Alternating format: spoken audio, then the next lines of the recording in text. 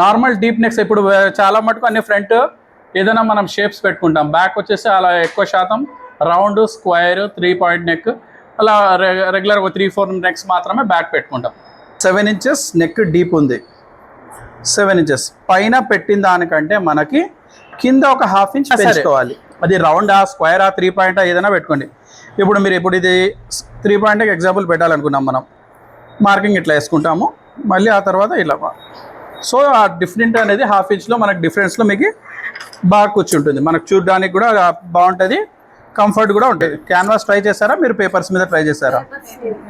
సరే, అందరు మీ క్యాన్వాస్ తీసుకొని అందరూ ఇలా ఒకటి రౌండ్ నెక్, ఒకటి 3 పాయింట్ నెక్ కట్ చేయండి. ఫస్ట్ మనకు ఏమంటే అతికించుకునేటప్పుడు గమ్ ఎటువైపు ఉంది, గ్లో అవుతుంది చూసుకోవాలి.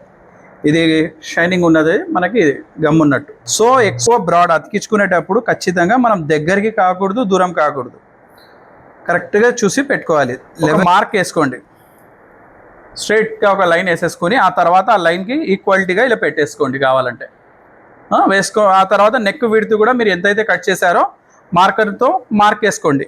ఇలా స్ట్రైట్గా పెట్టేసుకొని జస్ట్ ఫస్ట్ ఏం చేయాలి అంటే చెక్ చేసుకో, లైట్గా ఇట్లా కార్నర్ ఒకటి పెట్టి మనం చెక్ చేసుకోవాలి నిదానంగా, అంతే. ఇలా వెళ్ళేసేయండి, మళ్ళీ ఇట్లా వెళ్ళి మళ్ళీ ఇట్లా రిటర్న్ తీసుకోవద్దు, వన్ సైడ్ ఇట్లా జస్ట్ ఇక్కడ సెంటర్లో ఒకసారి అంటే. ఇప్పుడు ఈ క్లాత్ నుంచి మనకు ఫోల్డింగ్కి ఎంత కావాలో అంత క్లాత్ జస్ట్ ½ ఇంచ్ ఎక్స్ట్రా పెట్టుకోండి చాలు. ఇలాగా ఇక్కడ టర్నింగ్ తిరిగే దగ్గర మీకు కొంచెం ఇదైతే స్లో చేసుకోండి. క్లాత్ అనేది కట్ చేసే లైనింగ్ క్లాత్ మనం ఆల్రెడీ పైపింగ్ తయారు చేసి పెట్టుకుంటాం కదా, ఇలా ఎగ్జాక్ట్గా దీని మీద పెట్టి కరెక్ట్గా స్టిచ్ చేసుకోవాలి.